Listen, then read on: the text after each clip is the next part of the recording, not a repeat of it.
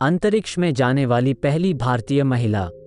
कल्पना चावला की मौत 1 फरवरी 2003 को अंतरिक्ष से वापस लौटते वक्त हुई थी।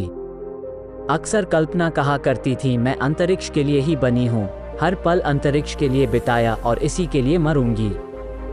ये बात उनके लिए सच भी साबित हुई। उन्होंने 41 साल की उम्र में अपनी दूसरी अंतरिक्ष यात्रा की, जिससे लौटते समय वो एक हादसे का शिकार हो गईं। आइए जानते हैं उनकी लाइफ से जुड़ी ऐसी बातें जो बहुत कम लोग जानते हैं।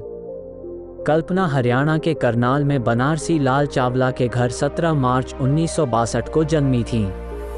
अपने 4 भाई बहनों में वो सबसे छोटी थीं। प्यार से घर में उन्हें मोंटू पुकारा जाता था।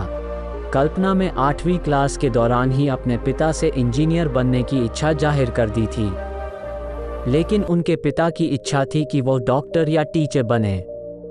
उनकी शुरुआती पढ़ाई करनाल के टैगोर बाल निकेतन में हुई। स्कूली पढ़ाई के बाद कल्पना ने पंजाब इंजीनियरिंग कॉलेज 1982 में ग्रेजुएशन पूरा किया। इसके बाद वो अमेरिका चली गईं और 1984 टेक्सास यूनिवर्सिटी से आगे की पढ़ाई की। 1995 में कल्पना नासा में अंतरिक्ष यात्री के तौर पर शामिल हुईं और 1998 में उन्हें अपनी पहली उड़ान के लिए चुना गया।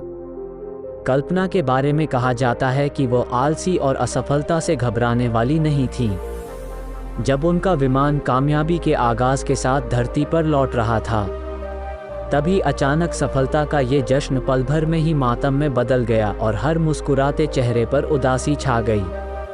सभी बेसब्री से कल्पना चावला के लौटने का इंतजार कर रहे थे, लेकिन खबर कुछ और ही आई।